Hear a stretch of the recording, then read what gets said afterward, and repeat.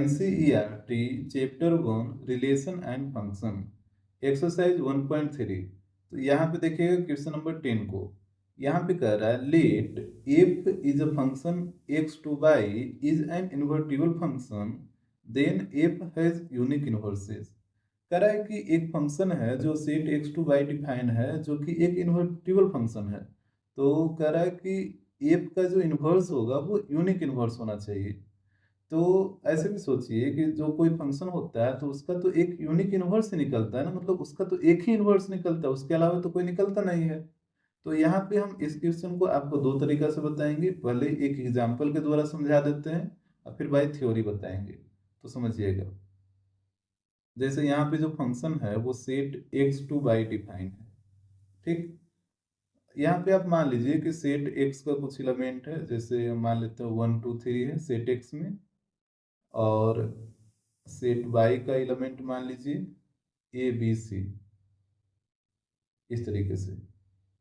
और यहाँ पे ये फंक्शन को हम डिफाइन करते हैं, f(1) पे वैल्यू a ले लेते हैं, f(2) पे वैल्यू b ले लेते हैं, और f(3) पे वैल्यू c ले लेते हैं। ठीक है, आप ध्यान से देखते जाइएगा, आपको बिल्कुल समझ आ जाएगा। तो यहाँ जो मेरा फंक्शन बनेगा वो बनेगा 1 a 2 b और 3 c। जैसे यहाँ पे देखिए हमारे पास दो सेट था, एक सेट था x और एक सेट था y। ये हो गया x, ये हो गया y, और यहाँ पे फंक्शन को डिफाइन किया है, ये फंक्शन f। सेट x का एलिमेंट हम माने थे 1 2 3, और y का माने थे ABC, इस तरीके से। और यहाँ पे जो f(1) का वैल्यू a आया था, यानी 1 का रिलेशन a के साथ, 2 पे वैल्यू b आया था, और 3 पे वैल्यू c आया था। ये हम अपने मन से लिए हैं, ठीक है। तो यहाँ पे फंक्शन मेरा इस तरीके का बना 1 a 2 b और 3 c। तो अगर आप इसका इन्वर्स निकालना चाहें तो इन्वर्स इधर से निकलेगा, ये होता है F inverse. Function x step I की ओर डिफाइन है तो इसका इन्वर्स निकलेगा बाई से एक्स की ओर। तो यहाँ पे अगर आप इसका इन्वर्स निकालना चाहें तो क्या हो जाएगा, इन्वर्स निकालने के लिए सिर्फ ऑर्डर पेयर को उलट के लिखा जाता है।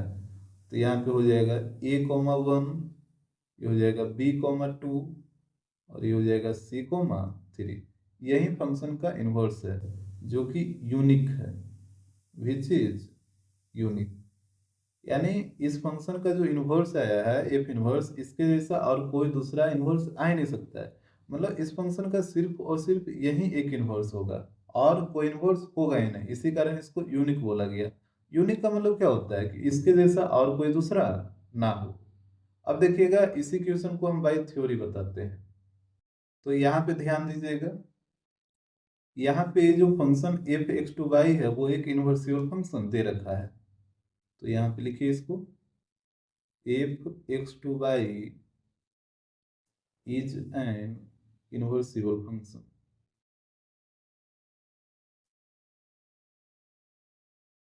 और जब ये फंक्शन इन्वर्सिबल है तो ये 1 1 और ऑन टू होगा। तो यहाँ पे इसको लिख लेते हैं, therefore f is 1 1 and onto. ठीक, इन्वर्सिबल फंक्शन है तो 1 1 ऑन टू होगा। Also f has an inverse, और एफ का एक इनवर्स भी होगा। तो वही हमको शो करना है कि एफ का जो इन्वर्स होगा वो यूनिक इन्वर्स होना चाहिए, यही आपको शो करना है।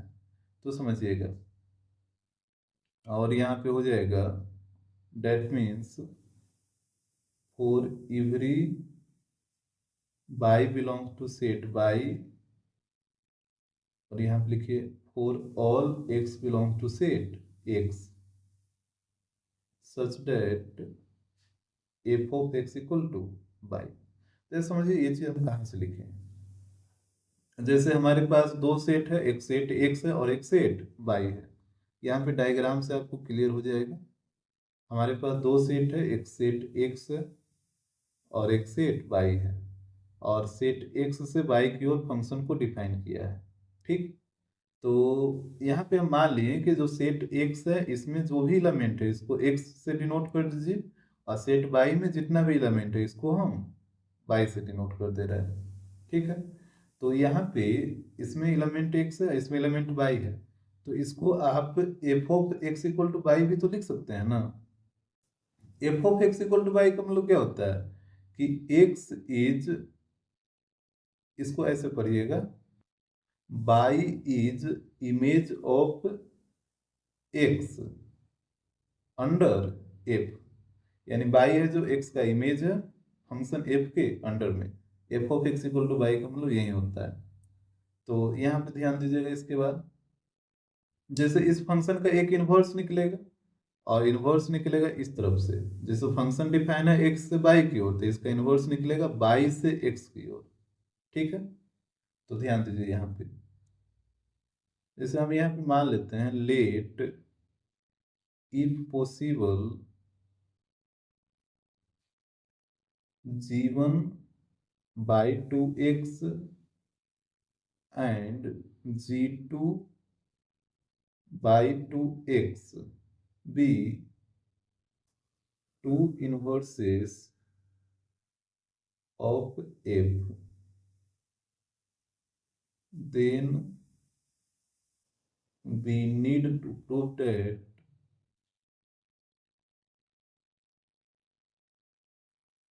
g1 equal to g2। समझिएगा यहाँ पे क्या हम बोल रहे हैं, जैसे हमको तो पता है कि ये जो फंक्शन है इसका एक ही इनवर्स निकलेगा, एफ इनवर्स, जो कि बाई से एक्स की तरफ, लेकिन यहाँ पे हम मान लेते हैं जैसे अगर पॉसिबल हो तो g1 जो कि एक इनवर्स मान लिए और g2 इसका एक इनवर्स मान लिए, और दोनों इनवर्स सेट बाई से सेट एक्स की तरफ आएगा। तो यहाँ पे हम मान लिए वही कि मान लीजिए इसका अगर पॉसिबल हो दो इनवर्स g1 और g2, तो हमको क्या यहाँ पे मेरे से प्रूव करना होगा कि g1 और g2 आपस में इक्वल हो, तभी तो हम बोल सकते हैं कि इस फंक्शन का एक ही इनवर्स होगा।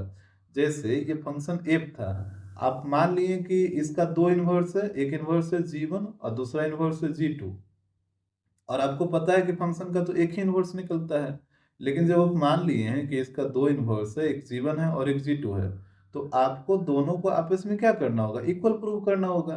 तभी तो जब दोनों आपस में इक्वल होगा तो हम कह सकते हैं कि फंक्शन का एक ही इनवर्स है। भले g1 g2 माने हैं, लेकिन दोनों जब आपस में इक्वल आ जाएगा तो हम बोल सकते हैं कि फंक्शन का एक ही इनवर्स है जो कि यूनिक है। आपको आ रहा बात समझ में? अब देखिएगा इसके बाद, यहाँ पे जो f फंक्शन था वो x से y की ओर था, और ये जो इनवर्स माने हैं हम g1 और g2, तो g1 है y से x की ओर, और g2 है ये भी y से x की ओर, इस तरीके से। अब देखिए यहाँ पे, अगर यहाँ पे आप गॉफ को लिखना चाहें तो गॉफ की जगह g1 आएगा, g1 o f equal to I x हो जाएगा, और यहाँ पे ध्यान दीजिएगा and g2 OF equal to भी हो जाएगा आई एक्स। अब देखिए ये चीज हम कहाँ से लिखें, अभी आपको समझ आ जाएगा। जैसे जैसे यहाँ पे आप समझिए, जैसे मान लीजिए आपके पास दो सेट है, एक ए है और एक बी है। यहाँ पे एक फंक्शन एफ डिफाइन है ए से बी की ओर, और एक फंक्शन जी डिफाइन है बी से ए की ओर। तो अगर कोई फंक्शन एफ डिफाइन है ए से बी की ओर, और अगर कोई फंक्शन जी डिफाइन है बी से ए की ओर, यहाँ पे एफ डिफाइन है ए से बी की ओर और फंक्शन जी डिफाइन है बी से ए की ओर, तो यहाँ पे जो फॉग और गॉफ निकालिएगा ना, अगर यहाँ पे अगर फॉग और गॉफ निकालिएगा, दो ही फंक्शन पे अगर फॉग और गॉफ निकालिएगा, जनरली हम लोग फॉग और गॉफ के लिए तीन फंक्शन लेते थे, लेकिन यहाँ पे दो ही फंक्शन है, तो इस केस में फॉग और गॉफ जो होता है वो एक आइडेंटिटी फंक्शन होता है। ठीक है, फॉग और गॉफ जो होता है वो आइडेंटिटी फंक्शन होता है, या फिर वो इस सेट के लिए आइडेंटिटी फंक्शन होगा या फिर इस सेट के लिए। तो अभी आपको सिर्फ इतना ध्यान रखना है कि अगर दो सेट के लिए हम फॉग और गॉफ निकालते हैं, तो वहां पे फॉग और गॉफ जो होता है वो आइडेंटिटी फंक्शन के इक्वल होता है, इस बात को आप नोट रखिएगा। अब यहाँ पे समझिए, तो यहाँ पे था एक G1 और एक G2 था, तो ये आएगा G1 OF और एक आएगा G2 OF, और यहाँ पे भी आइडेंटिटी फंक्शन के इक्वल आया है। अब रहा बात कि यहाँ पे x क्यों आया, y भी तो आ सकता था, तो यहाँ पे x क्यों आया, क्योंकि हमारे पास दो सेट है, एक सेट x है और एक सेट y है, तो x ही क्यों आया, y क्यों नहीं आया।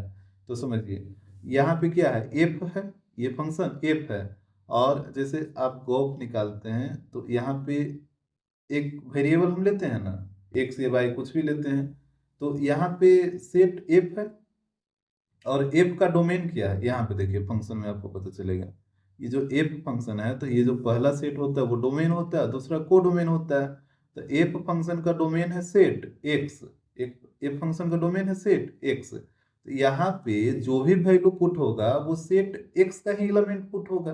और आपको बात समझ में हम क्या बोल रहे हैं, जैसे यहाँ पे जो भी वैल्यू पुट होता है वो फंक्शन एफ के डोमेन ही पुट होता है, तो यहाँ पे फंक्शन एफ का डोमेन है सेट एक्स, यानी सेट एक्स का ही एलिमेंट यहाँ पे पुट होगा, इसी कारण यहाँ पे सेट एक्स को लिखा गया, यानी आई एक्स का मतलब identity function on set x.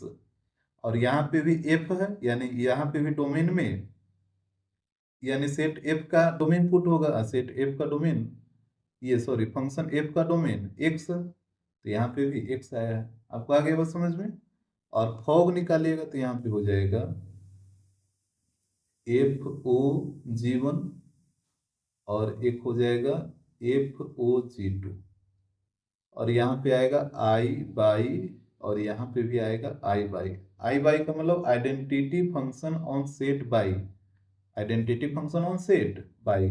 यहाँ पे बाई क्यों पुट हुआ, क्योंकि देखिए यहाँ पे फंक्शन है G1, और G1 फंक्शन का डोमेन क्या है, यहाँ पे देखिए यही ना इसका डोमेन है, तो G1 फंक्शन का डोमेन है सेट बाई, यानी यहाँ पे जो भी एलिमेंट पुट होगा वो सेट बाई का ही एलिमेंट पुट होगा, इसी कारण यहाँ पे बाई लिखा गया है, यानी identity function on set by. तो हमको लगता है ये चीज आपको क्लियर हो गया होगा कि यहाँ पे बाई क्यों हुआ और यहाँ पे एक्स क्यों हुआ।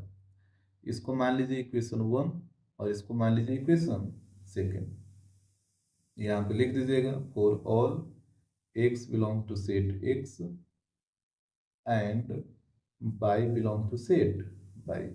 यहाँ पे चलेंगे हम इक्वेशन सेकेंड से, फ्रॉम इक्वेशन सेकेंड, तो यहाँ पे इक्वेशन सेकेंड को ध्यान से देखिए, तो यह FOG1 equal to FOG2 equal to I y, यही दे रखा है। अब देखिएगा, तो यहाँ पे जो भी एलिमेंट पुट होगा, मतलब जीवन फंक्शन के डोमेन में, तो यहाँ पे सेट बाई का एलिमेंट पुट होगा, और यहाँ पे आप देखिए सेट बाई का जो एलिमेंट है वो स्मॉल बाई है, तो यहाँ पे FOG1 यहाँ पे स्मॉल बाई आ जाएगा, और FOG2 यहाँ पे भी स्मॉल बाई आ जाएगा। हम ये दोनों को लेके चल रहे हैं, इसको इसको फर्स्ट और सेकंड को, क्योंकि तीनों तो आपस में इक्वल है, तो आप किसी भी दो को लेके चल सकते हैं। तो यहाँ पे हो जाएगा एफ, ये ओ को हटाइए तो यहाँ पे ब्रैकेट आएगा G1 बाई, और यहाँ पे भी हो जाएगा FG2 बाई। अब यहाँ पे ध्यान से देखिएगा, यहाँ पे जो दोनों तरफ है वो फंक्शन एफ है, यहाँ भी फंक्शन एफ है, यहाँ भी फंक्शन एफ है, तो दोनों तरफ का जब फंक्शन सेम है तो इसका डोमेन भी क्या होगा, सेम होगा। तो इस फंक्शन का डोमेन है G1 बाई, और इस तरफ फंक्शन का डोमेन है G2 बाई। जब दोनों फंक्शन एफ है तो इसका डोमेन भी सेम होगा। अब इसके बाद देखिएगा, यहाँ पे आप G1 बाई है और यहाँ पे G2 बाई है, तो यहाँ पे फंक्शन का डोमेन बाई और इधर भी फंक्शन का डोमेन बाई, यानी जब फंक्शन सेम होगा तो इसके डोमेन सेम होगा, और जब डोमेन सेम होगा तो जाहिर सी बात है फंक्शन भी सेम होगा। तो यहाँ पे हम बोल सकते हैं G1 बराबर G2, और यही तो हमको लाना था।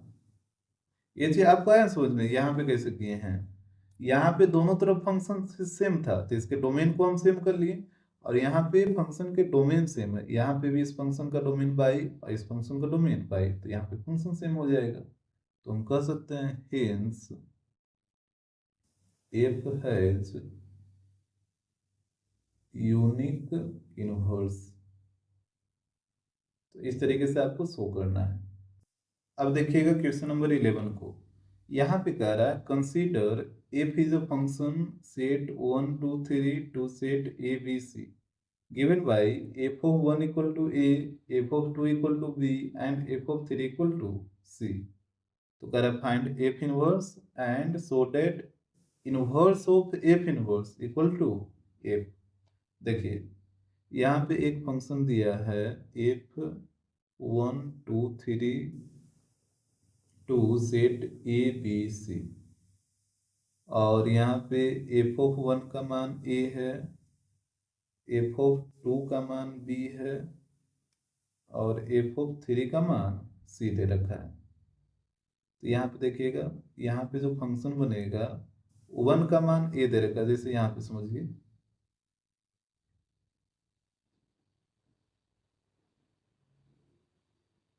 ये हो गया सेट 1 2 3, ये हो गया ए बी सी, और यहाँ पे फंक्शन एफ है। तो कहा एफ ऑफ 1 का मान ए है, ये 1 का रिलेशन ए के साथ, एफ ऑफ 2 का मान बी है और एफ ऑफ 3 का मान सी है। तो 1 का पेयर बनेगा ए के साथ, 2 का बनेगा बी के साथ और 3 का बनेगा सी के साथ। ठीक है, तो हमसे बोला है कि इस फंक्शन का इन्वर्स क्या होगा, एफ इन्वर्स। तो एफ इन्वर्स निकाल लीजिए ना, सिर्फ ऑर्डर पेयर को उलट दीजिए। ये हो जाएगा ए कॉमा 1, ये हो जाएगा बी कॉमा 2, ये हो जाएगा सी कॉमा 3। इसमें तो कोई दिक्कत नहीं होगा एफ इनवर्स निकालने में। इसके बाद कहा so that F inverse of F inverse equal to F. तो देखिए हम एफ इनवर्स का इनवर्स निकाल रहे हैं, तो जब आप एफ इनवर्स का इनवर्स निकालिएगा तो जो एफ इनवर्स का जो ऑर्डर पेयर है उसको उलट के लिखना होगा। जैसे जब आप एफ फंक्शन का इनवर्स निकालते हैं तो क्या होता है, एफ फंक्शन के ऑर्डर पेयर को उलट के लिखते हैं। तो उसी प्रकार एफ इनवर्स फंक्शन का आप इनवर्स निकाल रहे हैं तो इसके ऑर्डर पेयर को फिर उलट के लिखना होगा। तो हो जाएगा 1 कोमा ए, 2 कोमा बी और 3 कोमा सी। तो यहाँ पे आप साफ साफ देख रहे हैं कि फंक्शन एफ और एफ इनवर्स का इनवर्स दोनों आपस में क्या आ रहा है, इक्वल आ रहा है। यहाँ पे लिख दीजिएगा हेंस एफ इनवर्स का इनवर्स या inverse of F inverse equal to F. तो यही आपको शो करना था, तो इस तरीके से आप शो कर लीजिएगा। अब देखिए क्वेश्चन नंबर 12 को। यहाँ पे कह रहा है let F is a function set x to set y is an invertible function, then the inverse of F inverse is f, that means f inverse equal to f. कह रहा है कि एक फंक्शन है जो सेट एक्स से by की ओर define है, जो कि एक इन्वर्सिबल फंक्शन है। तो यहाँ पे बोला है कि तो एफ इनवर्स का जो इनवर्स होगा वो एफ होगा, यानी एफ इनवर्स का जो इनवर्स होगा इसको आप इस तरीके से भी लिख सकते हैं। समझिए पहले यहाँ पे कहा क्या रहा है। जैसे पहले यहाँ पे आप कुछ कंसेप्ट समझ लीजिए। जैसे मान लीजिए सेट एक्स है, ये सेट बाई है, इसका एलिमेंट मान लेते हैं 1 2 3 और इसका एलिमेंट मान लेते हैं ए बी सी, और ये फंक्शन डिफाइन है एक्स से बाई की ओर, यहाँ पे एफ हो जाएगा। और इधर से जो फंक्शन डिफाइन होगा बाई से एक्स की तरफ, वो इसका इनवर्स होगा, डेट मीन्स एफ इनवर्स। इसको हम जी मान लेते हैं, ठीक है। इसके इनवर्स को आप जी, या ऐसे तो एफ के इनवर्स को एफ इनवर्स से ही डिनोट करेंगे, लेकिन यहाँ पे हम मान लेंगे कि इसका इनवर्स जी है।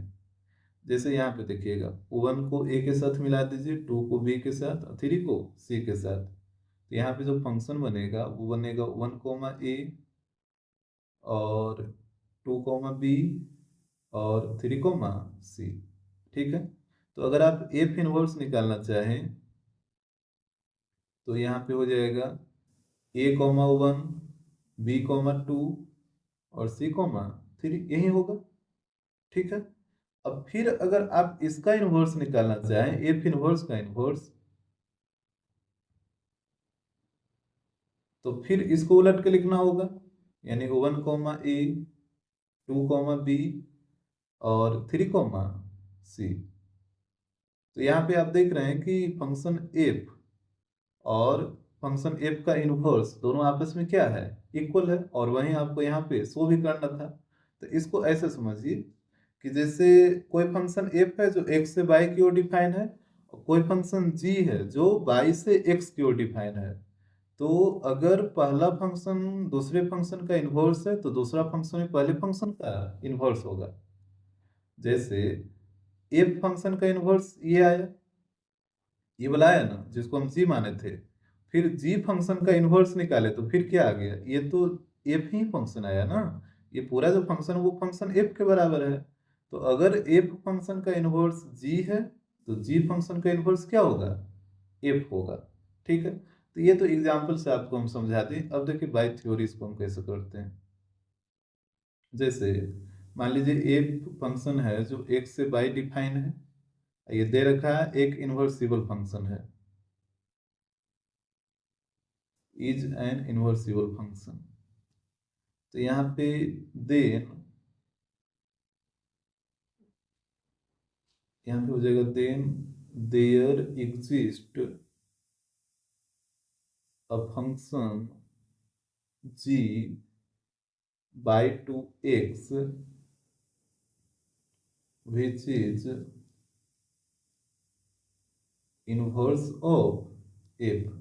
यानी कहने का मतलब अगर एक फंक्शन एक्स से बाई की ओर डिफाइन है, ये सेट एक्स है, ये सेट बाई है, और ये फंक्शन एफ है जो सेट बाई एक्स से बाई की ओर डिफाइन है, तो इसका जो इन्वर्स होगा वो बाई से एक्स की ओर डिफाइन होगा। और इसके इन्वर्स को यहाँ पे हम माने हैं जी। ठीक है, इसके इन्वर्स को माने हैं जी। तो वही लिखे हैं कि F x to Y is an इन्वर्सिबल function, then there exist a function G Y to x which is inverse of F, जो कि इस फंक्शन का क्या होगा, इनवर्स होगा। यहाँ पे आप ऊपर एग्जाम्पल में आप देखें ना कि अगर कोई फंक्शन एफ एक्स से बाई की ओर डिफाइन है, तो अगर कोई फंक्शन बाई से एक्स की ओर डिफाइन होगा तो वो फंक्शन एफ का इनवर्स हो जाता है, वो फंक्शन एफ का इनवर्स हो जाता है। तो यहाँ पे वही चीज लिखें कि एक फंक्शन मान लीजिए जी है जो कि बाई से एक्स की ओर डिफाइन है, जो तो ये फंक्शन क्या होगा, इसका इनवर्स हो जाएगा। तो यहाँ पे बोल सकते हैं that means F is inverse of G. तो एफ बराबर हो जाएगा जी इनवर्स, इसको मान लीजिए इक्वेशन 1। और साथ ही साथ जी इज इनवर्स ऑफ एफ, तो हो जाएगा जी इक्वल टू एफ इनवर्स, इसको मान लीजिए इक्वेशन 2। देखिए अगर एक फंक्शन दूसरे फंक्शन का इन्वर्स है तो दूसरे फंक्शन भी पहले फंक्शन का इन्वर्स होगा, जो कि यहाँ पे आपको एग्जांपल में हम साफ साफ समझा दिए थे। जैसे मेरे पास एक फंक्शन था एफ, इसका इन्वर्स आया जी, और फिर जी फंक्शन का इन्वर्स आया एफ, आया कि नहीं आया, यहाँ पे आप देख रहे थे ना। मेरे पास एक फंक्शन था एफ, इसका इन्वर्स आया जी, और फिर जी फंक्शन का इन्वर्स आ गया एफ। यानी अगर एक फंक्शन दूसरे फंक्शन का इन्वर्स हो तो दूसरा फंक्शन भी पहले फंक्शन का इन्वर्स होगा, मतलब दोनों एक दूसरे का इन्वर्स होगा। तो यहाँ पे भी हमारे पास दो फंक्शन था एफ और जी। फंक्शन एफ था जो एक्स से बाई की ओर डिफाइन था, और फंक्शन जी बाई से एक्स की ओर डिफाइन है। यानी जी फंक्शन है जो एफ फंक्शन का इन्वर्स है, तो एफ फंक्शन भी जी फंक्शन का क्या होगा, इन्वर्स होगा। तो यहाँ पे वही लिखे हैं F is inverse of G. तो एफ इज के जगह इक्वल टू आता है, और इनवर्स ऑफ जी का मतलब जी पे power -1। Ji is inverse of x, तो जी के जगह जी, इज के जगह इक्वल टू, और इनवर्स ऑफ एफ का मतलब एफ पे पावर -1। अब देखिए आपको क्या करना है कि इक्वेशन 2 के मान को इक्वेशन 1 में रख दीजिए। Put value of equation second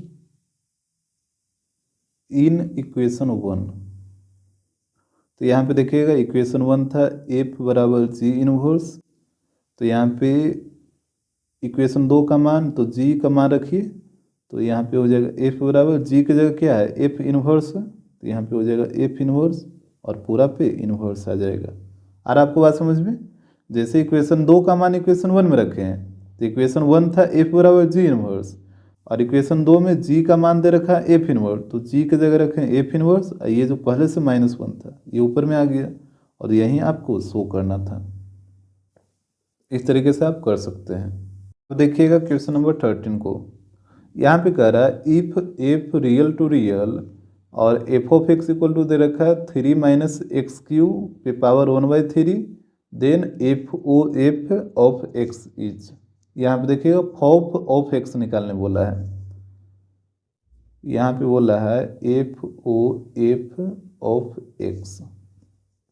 तो वही काम करना है, ये जो ओ दिख रहा है उसको हटाइए तो यहाँ पे एक ब्रैकेट आ जाएगा, यानी एफ ऑफ एक्स इस तरीके से होगा। तो यहाँ पे हो जाएगा एफ ऑफ, और एफ ऑफ एक्स का मान देखिए यहाँ पे दे रखा है ना, तो यहाँ पे एफ ऑफ एक्स की जगह पुट करिए तो हो जाएगा 3 माइनस एक्स क्यू पे पावर 1/3।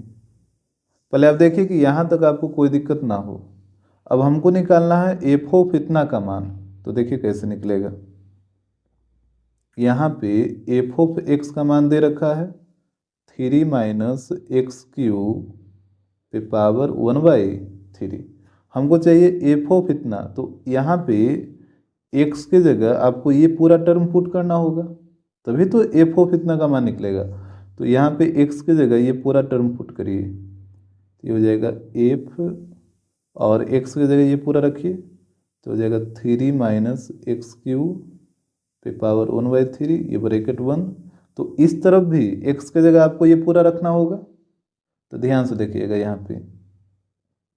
यहाँ पे हम ये बड़ा वाला ब्रैकेट कर देते हैं, तो ये हो जाएगा 3 माइनस, और एक्स की जगह ये पूरा रखिए तो हो जाएगा 3 माइनस एक्स क्यू पे पावर 1/3, और ये होल पावर 1/3 था तो यहाँ पे भी देना होगा 1/3, और ये ब्रैकेट 1। ध्यान से देखिए नहीं तो आपको समझ नहीं आएगा। और यहाँ पे एक चीज़ हम गलत किए हैं, ये 1/3 नहीं था, यहाँ पे 3 था। ये तो 1/3 ठीक ही है, ये वाला 3 था। जैसे यहाँ पे पावर के रूप में x पे पावर 3 ही है ना, जैसे फिर से देख लीजिए यहाँ पे अगर दिक्कत हो रहा है तो जैसे ध्यान से देखिएगा, इस ये जो ब्रैकेट है इसकी जगह हम बड़ा वाला ब्रैकेट दिए हैं और 3 था तो 3 माइनस, और ये जो x है इसके जगह ये पूरा आपको रखना होगा। अब फिर पावर पे आपको 3 चढ़ाना है, तो पहले इसको रखिए, तो ये 3 माइनस एक्स पे पावर 3 और 1/3, ये तो हो गया पूरा x का मान। और ये जो पावर 3 है इसको आपको इस तरीके से लिखना होगा पावर 3, और फिर ये ब्रैकेट को बंद करिए, और यहाँ पे होल 1/3 है तो यहाँ पे आ जाएगा 1/3, इस तरीके से ये आएगा। आप देख लीजिए कहीं पे यहाँ पे दिक्कत ना होना चाहिए। तो ये एफ ऑफ इतना का मान आ गया, तो ये सारा मान को यहाँ पे लाइए, तो ये हो जाएगा 3 माइनस एक्स पे पावर 3 का होल 3, फिर यहाँ पे 3 है और फिर होल 1/3। अब देखिएगा ये 3 से जैसे ये ब्रैकेट हटाइएगा तो ये 3 से ये 3 कट जाएगा ये वाला, तो यहाँ पे बचेगा 3 माइनस एक्स क्यू बचेगा, क्योंकि ये वाला तो ब्रैकेट हट ही गया, ये वाला हट गया ना, ये वाला और ये वाला दोनों एक साथ है तो ये तो हट ही जाएगा। तो यहाँ पे बचेगा होल 1/3। अब यहाँ से अंदर वाले ब्रैकेट हटाइए तो 3 माइनस 3 और ये प्लस एक्स पे पावर 3 हो जाएगा, और होल 1/3 ये कटेगा तो ये आएगा एक्स पे पावर 3 और यहाँ पे 1/3, फिर यहाँ पे 3 से 3 कटेगा तो ये आ जाएगा एक्स, यानी फॉफ ऑफ एक्स का मान आएगा एक्स। अब देखिए क्वेश्चन नंबर 14 को, यहाँ पे कह रहा है let F real number -4/3 to real number be a function define as F of x equal to 4x upon 3x plus 4। तो कह रहा था the inverse of F is map G, और यहाँ पे जी फंक्शन को फिर डिफाइन किया है रेंज एफ से लेकर रियल नंबर -4/3। देखिए एक फंक्शन एफ है और एफ ऑफ एक्स का मान दे रखा है, और यहाँ पे बोला कि the inverse of F is the map g. Map का मतलब ही फंक्शन ही होता है, आप इसको ध्यान रखिएगा।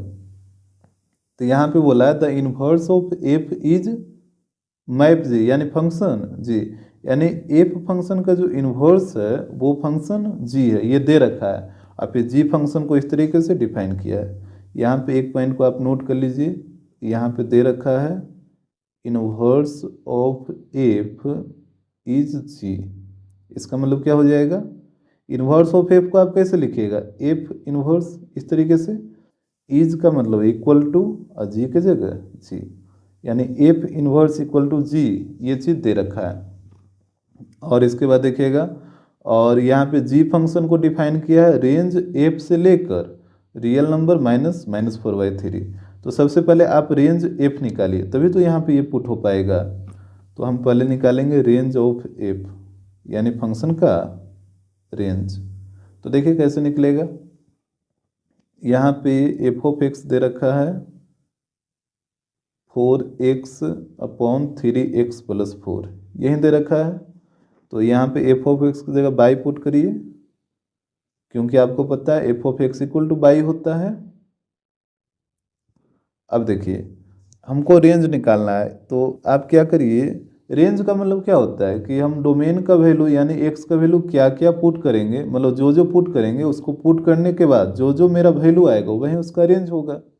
यानी मेरे से बाई का मान जो जो आएगा वही फंक्शन का रेंज होगा।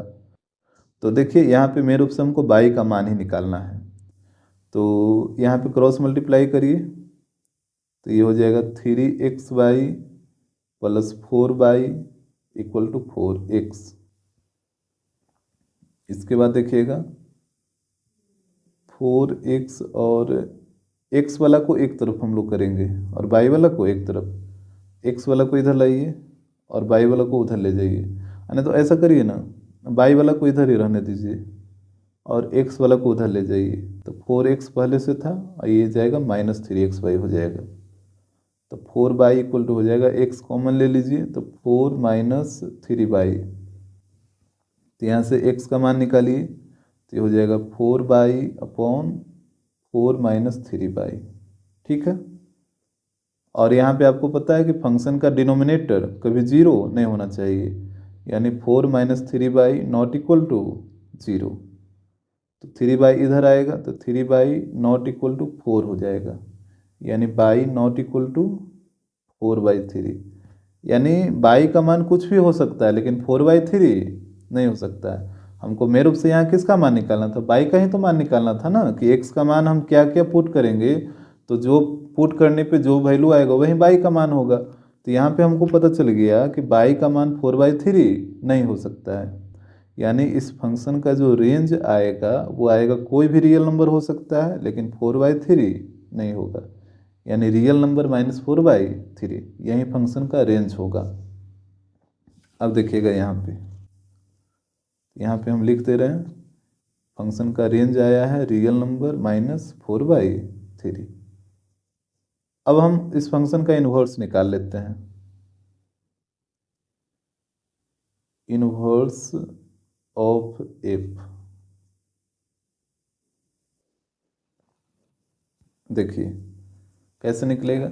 तो यहाँ पे क्वेश्चन में बोला था ना कि inverse of F is map G, और जी फंक्शन को डिफाइन किया है, यानी एफ फंक्शन का जो इन्वर्स है वो जी फंक्शन ही है, और जी फंक्शन को इस तरीके से डिफाइन किया है।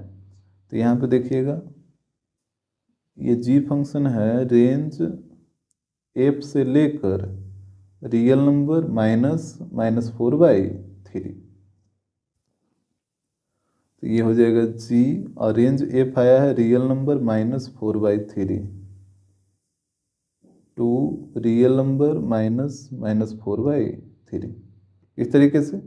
अब देखिए इन्वर्स निकालने के लिए आपको सबसे पहले लेट करना होता है, let f of x equal to y. ठीक है, एफ ऑफ एक्स का मान पुट करिए, यहाँ पे देखिएगा 4x/3x+4 इक्वल टू बाई हो जाएगा। तो यहाँ से x का मान निकालिए, तो x इक्वल टू हो जाएगा, यहाँ पे देखिए ना, इधर इस तरफ आप देखिए, यहाँ पे x का मान निकाले हैं ना, यहाँ से हम डायरेक्ट लिख रहे हैं 4/4 - 3y। ये हो गया मेरा दूसरा स्टेप कंप्लीट।